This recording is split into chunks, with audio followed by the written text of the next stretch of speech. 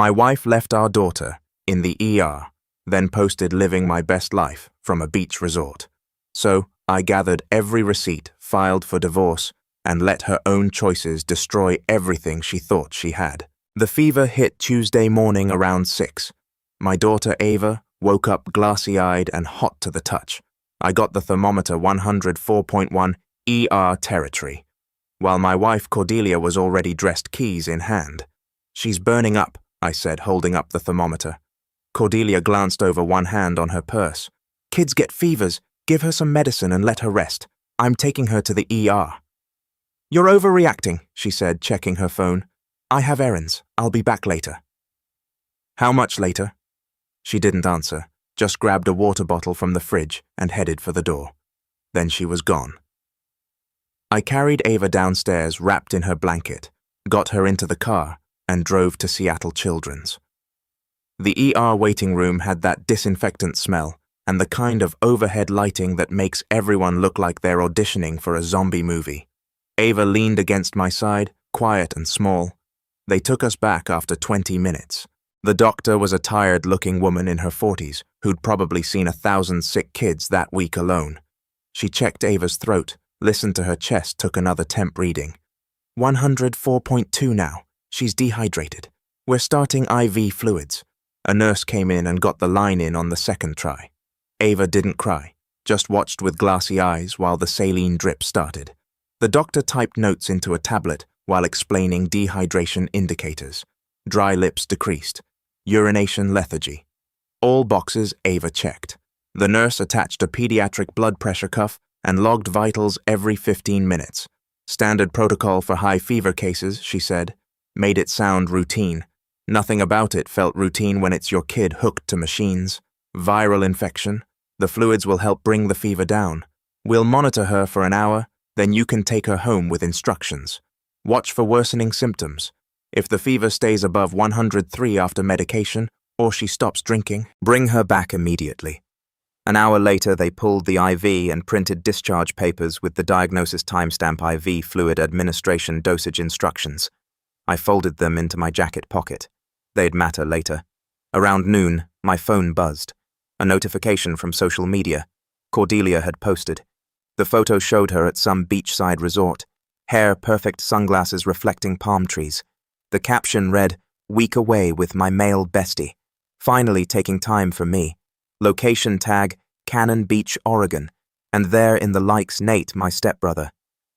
Of course. I checked the timestamp. Posted at 11:47 a.m., 2 hours after we'd left the ER. While I was still getting Ava's discharge papers and medication instructions, she was staging photos with drink umbrellas and ocean views. That post wasn't just disrespect, it was evidence. Here's how we got here. I, 38 male, met my wife Cordelia, 35 female, 10 years ago at a networking event. She worked in HR downtown, had this confident energy that filled a room. Marriage was good at first. We bought the house in Kirkland with the backyard Cordelia wanted. Ava arrived 2 years in. Cordelia quit her job to stay home. Then somewhere around year 5 things shifted. More time on her phone. Yoga studio 3 nights a week. New friends I never met. Started talking about needing space, needing herself back. Everything became self-care unless it involved actual care. The budget spreadsheet I maintained showed $400 monthly on workout clothes she wore once. Another $300 on subscription boxes she'd open and ignore. When I mentioned it, she'd pivot to how I didn't understand what motherhood cost her. I stopped mentioning it. I worked from home running my consulting business. Solid money, flexible schedule for school, pick up when she had her activities. I didn't ask questions when she needed girl time or weekend trips. Figured marriage required breathing room. Figured trust was giving people space. Turned out I was just making it easier for her to leave. And Nate, my stepbrother. Dad married his mom when we were both 10. She died 2 years later. Cancer that moved fast. Dad kept raising him and we got close after that. Real brothers. The kind who chose each other. When his struggles hit him at 19, I was the one who didn't flinch. Paid his outpatient treatment costs when insurance lapsed. $14,000. I had him sign a promissory note because that's how I operate, but I never expected to use it. Just wanted him to take the money seriously. He texted me, after I'll pay you back when I'm stable. You're the only one who didn't give up on me. I screenshot that text and filed it with the note. Habit. Let him crash on my couch for 3 months with house rules he actually followed. Drove him to 6 a.m. meetings when he was too shaky to trust himself behind the wheel. Took calls from his sponsor at 2 a.m. when things got dark. He's been clean 6 years because of that foundation. Then I married Cordelia and had Ava, and Nate started pulling away. Boundaries around my daughter meant no chaos, no drama, no unannounced visits that might destabilize her routine.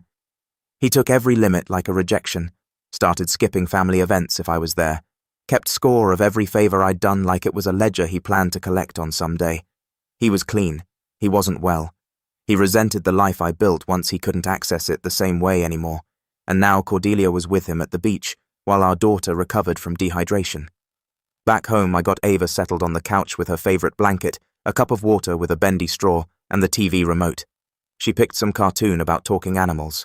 I sat beside her and set a timer for every 2 hours. Temperature checks, hydration checks, medication schedule. I pulled out my work laptop and sent a quick email to my business partner. Family emergency. He replied in under 5 minutes with, "Take care of your kid." "We've got you covered." Cordelia still hadn't texted. I screenshot the post. Then I screen recorded, scrolling through it, capturing the location tag, the timestamp Nate's like the hearts piling up in the comments. I backed everything up to 3 different places.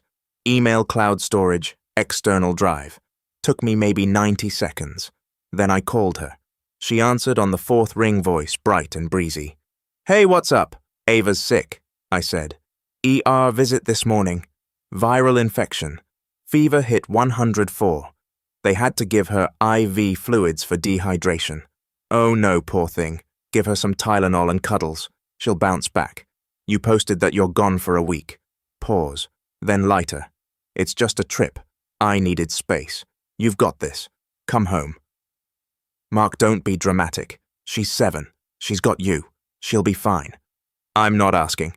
And I'm not a child." She shot back, edge creeping in. "I'm allowed to have a life. You handle your meetings, I'll handle my break. We'll figure it out when I get back." "Who's the male bestie?" Another pause, longer this time. "Just a friend. You don't know him. Try me." She exhaled, annoyed. "It's Nate." "Okay." We reconnected. He needed to get away too. "It's not a big deal. We took 2 cars. There it was. Come home. I'm not cutting my trip short because you're uncomfortable. Handle it." She hung up. I texted her a summary. "Ava, 104, fever, IV, fluids for dehydration. Come home." She replied, "Handle it. Screenshot. Saved." That's when I stopped talking and started documenting. I picked the phone back up and made the call that mattered. Law office, the receptionist answered. "I need to speak with my attorney. It's Mark. It's urgent." She put me through without hesitation. My attorney and I went back 6 years. He'd handled my LLC setup. When I went independent, reviewed every contract I signed, walked me through estate planning when Ava was born. He didn't do much family law anymore, preferred corporate work, but he told me once that if I ever needed him for something serious, call direct. By the time my attorney called back an hour later, I had everything compiled. Screenshots with timestamps, screen recording Ava's discharge papers, showing date diagnosis, my signature work calendar showing I'd cleared my schedule, Cordelia's post with location tag. "Talk to me," he said. I laid it out. Wife posted she's gone for a week. Kid's sick. ER visit alone with IV fluids. Wife refused to return. The male bestie is my stepbrother. I have documentation. Send everything. I'll draft emergency for temporary custody and asset separation. Get your daughter somewhere safe while we move. I need papers in front of a judge by tomorrow morning. Tomorrow morning. The clock was running. My Aunt Maggie 15 minutes away. Do it today. I'll have papers ready by tonight. One more thing, I said. My stepbrother. 6 years ago I loaned him $14,000 for treatment. Signed promissory note. Text messages. Acknowledging the debt. Bank transfer records. He never paid back a cent. My attorney paused.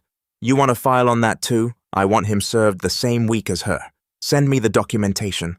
I'll have a civil complaint drafted by Thursday." I called Maggie. She answered with her usual controlled chaos in the background. Kids yelling about whose turn it was on the Xbox. Ava's sick. Cordelia left. Posted it online with Nate. I'm filing. Can you take her for a few days? Bring her now. I packed Ava a bag with her clothes, her stuffed rabbit, her favorite blanket, the medication. She watched me from the couch with tired eyes. Where am I going, Aunt Maggie's?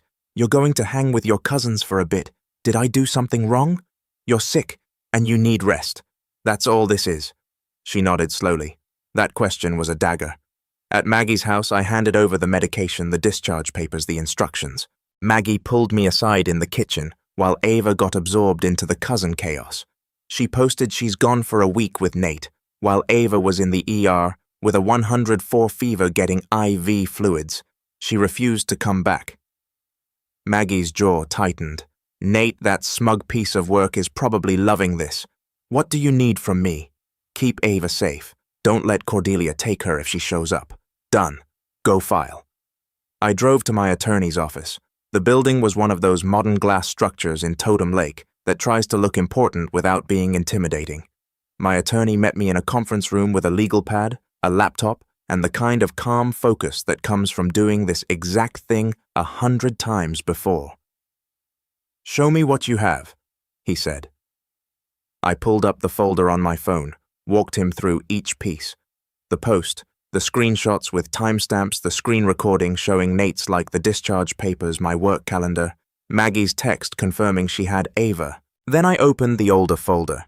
The promissory note, the text messages, the bank transfer confirmation showing $14,000 sent to Nate's account 6 years ago. My attorney took notes. This is good. Very good. The public post is the spine here. She didn't just leave, she advertised it.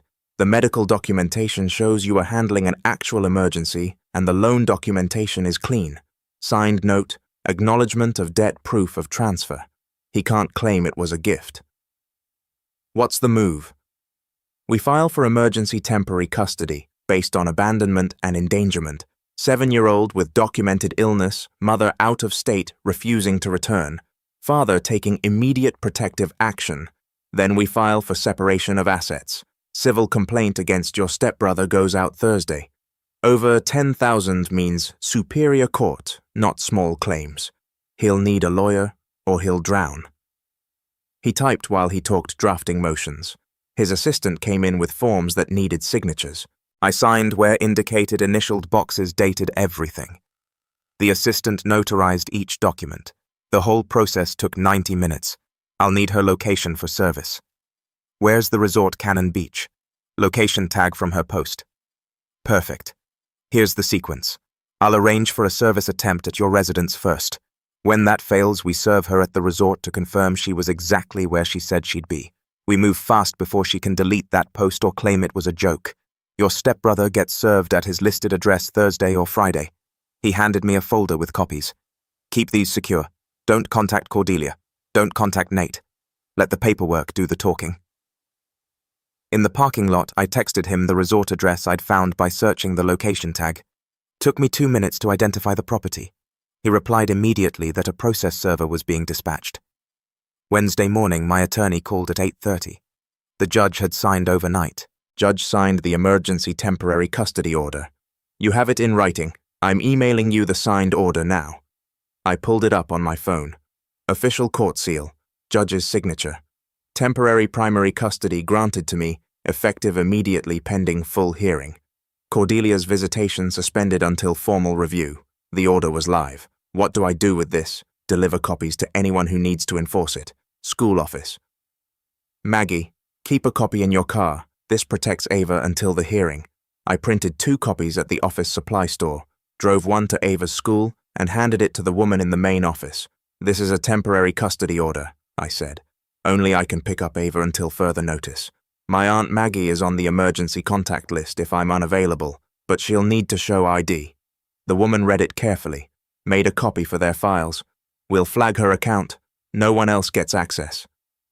I drove the second copy to Maggie's house. She read it while standing in her doorway.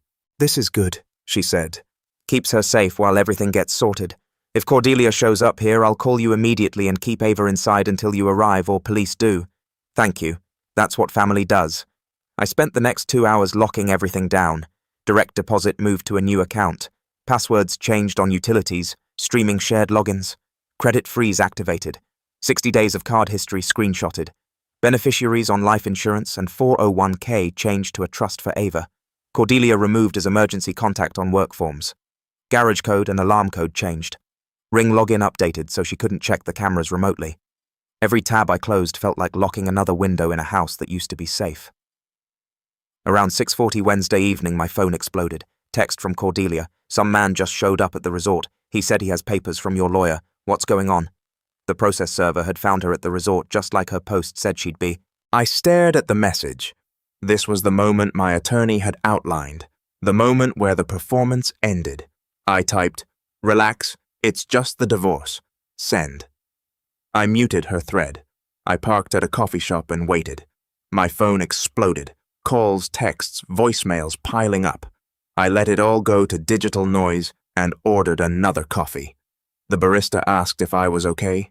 I said I was having a great day, actually. She looked confused, but took my money. 20 minutes later, a text from an unknown number. "Don't do this. She's stressed. She can't handle it." Nate. Same dramatic energy he always had when consequences showed up. I screenshotted it, sent it to my attorney with no comment. I didn't respond. Around 7:15, my phone rang. My dad's number. "Yeah," Nate called. "I'm handling it." "Okay, I mean it. Stay focused on Ava. I'll deal with him." Dad had been dealing with Nate's nonsense for days already, apparently.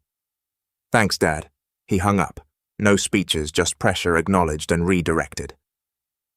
Around 8 o'clock, my attorney texted, "Served at resort. Personally served at 8:12 p.m. Confirmed she was exactly where the post said. You're official. I made dinner for one." Thursday morning around 9:30, my phone rang. The bank's fraud line. "Sir, this is First National Security Department. We have a large transfer request on your joint account ending in 4782. $8,500 to an external account. The memo line says, 'My half for retainer and bills. Can you confirm you authorized this? No. We're denying the transaction. Your account was flagged for monitoring after your security request yesterday. We'll send written confirmation within 24 hours. I texted my attorney. She tried to transfer $8,500 this morning. Memo said, 'My half for retainer and bills.' A bank blocked it. He replied, 'Expected. Get the written confirmation. This goes in the file.' Friday afternoon, my attorney texted Nate served at 2:15 p.m. Civil complaint for $14,000 plus interest and legal fees. He has 30 days to respond. 2 down. Both of them holding papers now. I pulled the garage camera footage from the previous evening. Cordelia's car in the driveway at 6:03 p.m. Thursday. She'd gotten out, walked to the side door. Keypad, tried the code twice. Code rejected both times. Then she just stood there for maybe 20 seconds, staring at the keypad before she got back in her car and left. Not breaking in, just checking if she still had access. The entitlement check. I saved the footage and sent it to my attorney with timestamp and context. Around 4 o'clock, my phone rang. Cordelia's number. I let it go to voicemail. She called again immediately. Then again. On the 4th ring, I answered. "Mark, please." Her voice was raw, like she'd been crying for hours. "I can't do this. I need to come home. I need to see Ava. Please." I said nothing. "I made a mistake. I know that. I'm sorry. I'm so sorry. I didn't think you'd actually..." Her voice broke. "Please. We can fix this. Just tell your lawyer to stop." "Tell him it was all a misunderstanding. It wasn't a misunderstanding. I came back early. I drove all night. I'm trying. Please, Mark, don't do this to me. Don't do this to our family. You did this. I made one mistake. One trip. That's all it was. You're destroying everything over one trip. Still minimizing. Still couldn't admit what she'd actually done. You left our daughter in the ER getting IV fluids so you could spend a week at the beach with my stepbrother. That wasn't a mistake. That was a choice." Silence on the other end, then quieter. "What do you want from me?" "Nothing. You already gave me everything I needed. Please, just talk to me, face to face. Let me explain. Talk to my attorney." I hung up. She called back twice more. I didn't answer. She left voicemails. I deleted them without listening. Around 8 o'clock that night, a text came through. "I'm begging you, please." I typed one line. "You know his number." Then I blocked her number and turned off my phone. I went quiet.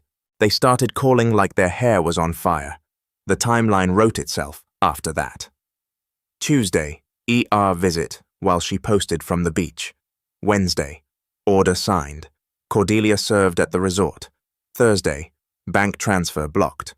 Friday, Nate served with the civil complaint. Garage code rejected. Cordelia's begging call. Every incident documented. Every timestamp saved. Every violation catalogued. My attorney set up the court-ordered co-parenting app that weekend. All communication had to go through it. No calls, no texts, no showing up unannounced. Every message logged with timestamps. Every notification sent to both lawyers automatically. I got the notification Sunday morning. Cordelia had created her account. First message: "We need to talk about Ava's schedule." I replied through the app. "Coordinate through your attorney." Read receipt showed she'd seen it. No response. 2 weeks later, the school called. The principal sounded careful. "Sir, we had an incident this afternoon." Your wife arrived at pickup and attempted to take Ava from the building. We informed her of the custody order on file. She became insistent. "Where's Ava?" "In my office. She's fine. We called campus security and they contacted local police as a precaution. An officer is here now documenting the incident. Your wife left when the officer arrived. I'm 10 minutes away. When I got there, a patrol officer was filling out a report in the main office. The principal handed me a copy of their incident log, time-stamped. Cordelia arrived at 2:47 p.m., demanded Ava, refused to leave when told about the court order. Security called at 2:53 p.m. Police arrived at 3:01 p.m. Cordelia departed at 3:02 p.m. The officer looked up from his paperwork. "Sir, I need to brief you on what happened. Your ex-wife claimed there was a mistake with the paperwork, that she had every right to pick up her daughter. When the principal explained the court order was clear and on file, she raised her voice. Started saying the school had no authority to keep her from her own child. The principal called security when she refused to leave the office. I arrived as she was still arguing with the security guard in the hallway. Soon as she saw my uniform, she stopped mid-sentence and walked out. Didn't say another word. He handed me a case number on a business card. "Appreciate it," I said.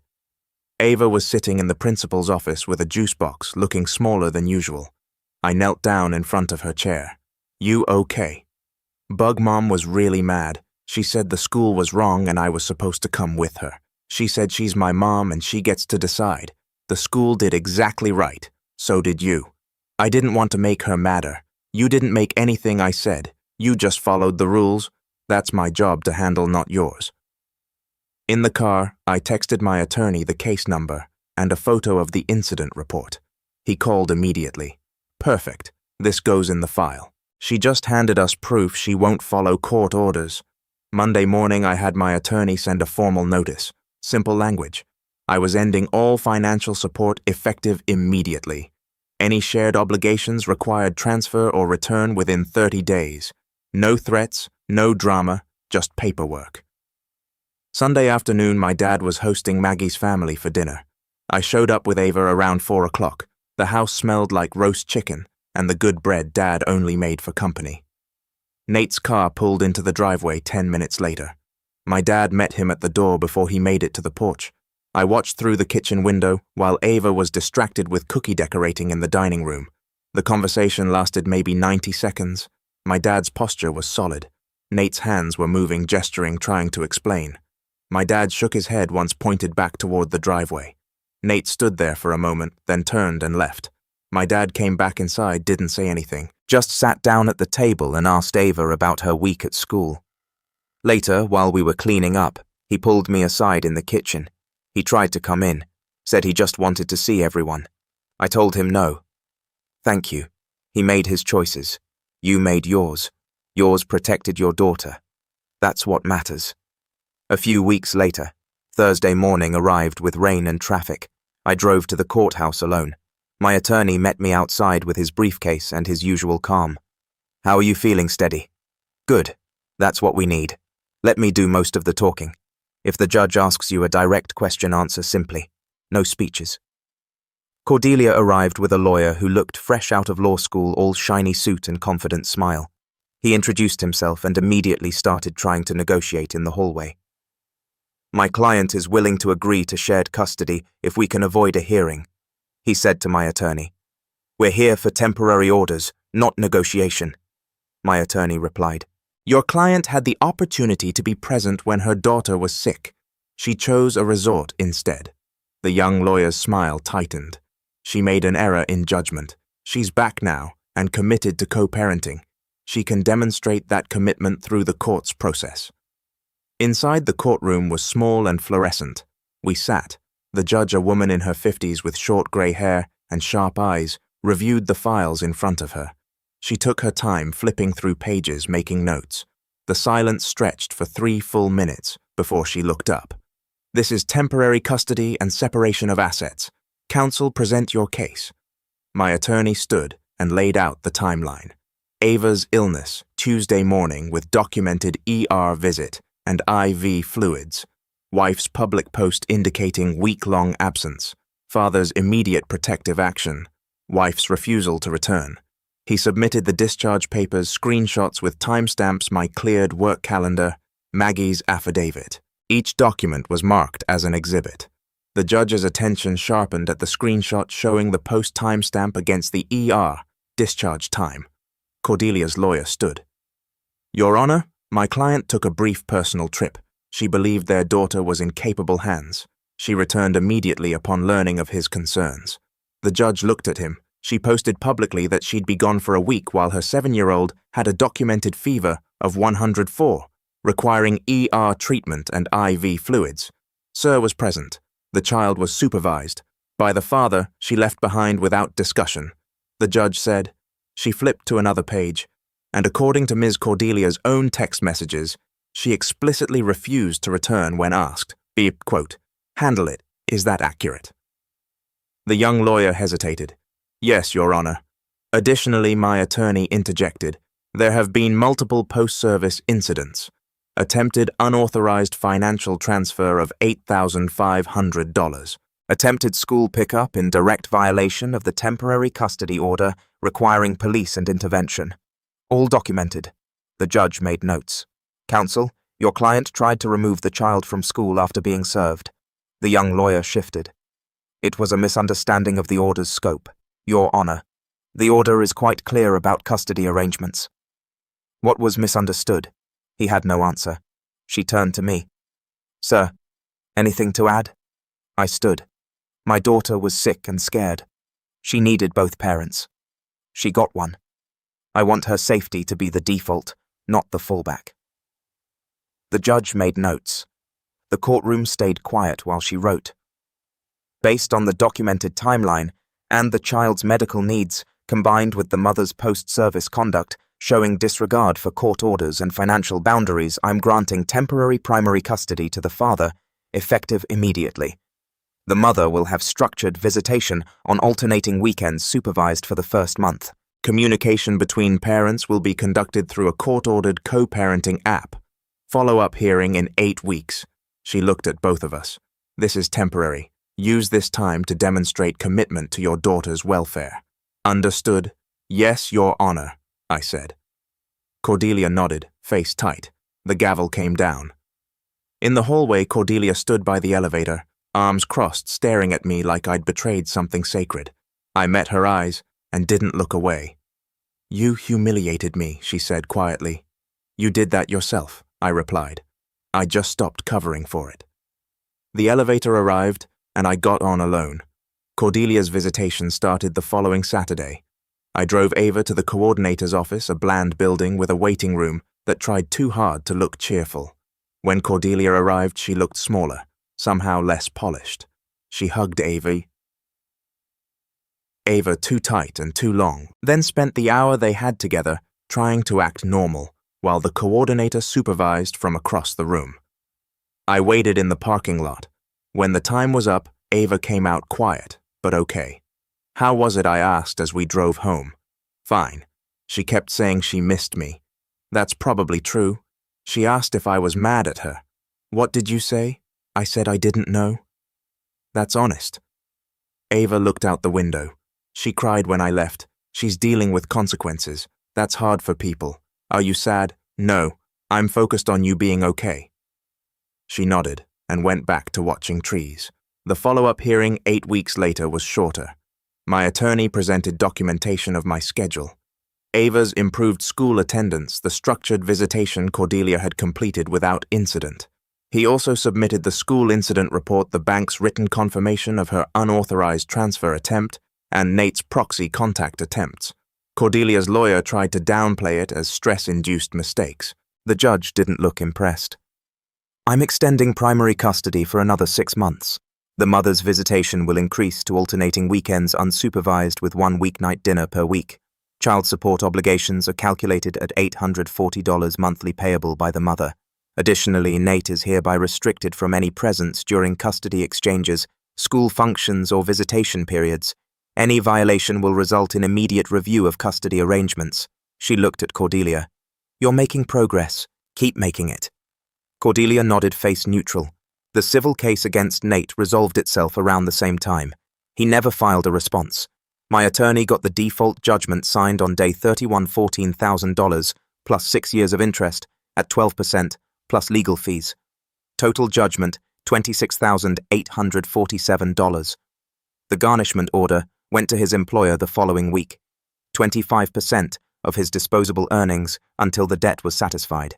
At his income level, that meant he'd be paying me for the next 4 years. I didn't forget anything. 6 months later, the house had settled. Not the performance version, the actual version where shoes lived by the door.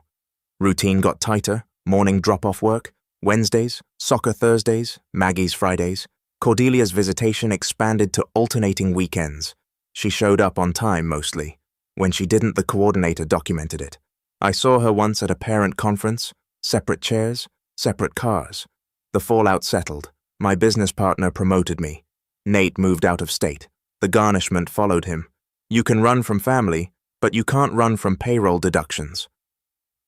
One Saturday in September, I flipped eggs while Ava drew maps. My phone buzzed. I'm sorry for everything. Can we talk? Unknown number. Could have been either of them. There's nothing left to say. Deleted? Who was that? Ava asked. Nobody. Want cheese? Yes. I served her plate. She explained her underwater kingdom. The octopus was ambassador to the Whale Council. Smart, I said. That's why I picked one. We walked the lake trail after breakfast. Ava narrated adventures. I corrected course when she got too close to the edge. That night I stood on the deck. Somewhere out there, Cordelia was learning that routines beat intentions. Somewhere else, Nate was watching a quarter of his paycheck disappear every 2 weeks. My life got smaller. It also got quieter. That's a win. I checked the locks. 3 months later, on a Tuesday night after soccer practice, I pulled into the driveway and saw him. Nate was leaning against my garage door, arms crossed, smirk on his face like he owned the place. But the smirk didn't match the rest of him.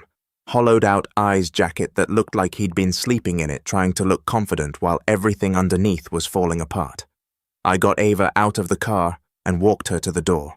Go inside, Bug. Start your homework. I'll be there in a minute. She looked at Nate, then at me, then went inside without arguing. I stood on the walkway with my keys in my hand. Didn't step closer. Must feel good, right? Nate pushed off the garage and walked toward me. Playing the victim. Poor Mark. Wife left him. Had to raise his kid alone. Now he's got full custody and a judgment against his brother. Real success story. I said nothing. She came to me, you know. His voice had an edge to it. I didn't chase her. She was tired of living with a robot who scheduled everything and felt nothing. Her words, not mine. I still didn't respond. You think you won something? You want paperwork. Congratulations. You get to be alone with your spreadsheets and your calendar and your sad little routine. Better than being you. His smirk flickered. You've always thought you were better, ever since Dad brought me in. I was never good enough for the golden child. Had to earn my spot while you just existed. You had the same opportunities. You made different choices. I made choices. He laughed, but there was no humor in it. You cut me out the second Ava was born. Family dinners I wasn't invited to. Holidays where I got a text instead of a phone call. You decided I was a liability and managed me like a client. I set boundaries. You couldn't handle them. Boundaries. He spat the word. That's what you call freezing me out, because I wasn't convenient anymore. You showed up unannounced. You borrowed money you never paid back. You called at 2 a.m., expecting me to fix your problems. That's not family. That's a customer service line. His jaw tightened. I was going through something. You were going through something for 6 years. At some point it stops being a phase and starts being a personality. He stepped closer, close enough that I could smell cigarettes on his jacket. You want to know why Cordelia picked me? Because I actually listened to her. I didn't treat her like an item on a to-do list. I made her feel something. She picked you because you were available and easy. That's not a compliment. His face changed. The smirk dropped completely. Something uglier surfaced. You think you're untouchable, but I know you. How you document everything like everyone's a threat. How you keep score and pretend it's principles. You're not a good guy, Mark. You're just a control freak who got lucky. And you're a guy standing in my driveway trying to hurt someone who stopped caring about you months ago. He flinched. The mask cracked further. 25% of my paycheck, he said, voice lower now. Every 2 weeks. I can barely cover rent. I lost my apartment. I've been sleeping in my car for the last month. Should have thought about that before you decided my wife was worth more than my money. I drove 8 hours to get here. I don't have anywhere else to go. Call your sponsor. Call a clinic. Don't call me. I can't afford. That's not my problem. The entitled energy was draining out of him now. His shoulders dropped. His hands started shaking. Mark, please, I'm asking you. I need a place to stay. Just for a few weeks. No. We grew up together. When Dad took me in, I was there. That has to count for something. You showed up when it was convenient, when there was something in it for you, when Dad's house had better food than wherever you were crashing. That's not family. That's logistics. I never asked for any of this, he said. My mom died. I was 12. What was I supposed to do? Grow up like everyone else has to? His voice cracked. You're really going to do this? After everything I said is exactly why I'm doing this. He stared at me like I'd switched languages, like the math wasn't working out the way he'd practiced it in his head on the drive over. I was clean, he said quietly. 6 years clean. I did the work. You're right. You did. And then you threw it away to spite me. I didn't throw anything away. I'm still clean. Then why are you here? He didn't have an answer. Don't come back, I said. I walked past him, unlocked the door, and went inside. Locked it behind me. Didn't watch through the window to see if he left. Didn't turn on the porch light. Ava was at the kitchen table with her math worksheet, chewing her pencil eraser. Who was that? She asked. Nobody important. You need help with that problem. Yeah, this one's confusing. I pulled up a chair and showed her how to break it into steps. Outside, I heard a car engine start and pull away. I didn't look up. Later, after Ava was in bed, I sat on the couch with my phone. School drop-off at 7:45, client meeting at 9 o'clock, soccer practice, at 4 o'clock dinner with Maggie and the kids on Friday. Simple architecture, no gaps. This was the part where I walked away. I'd already done it.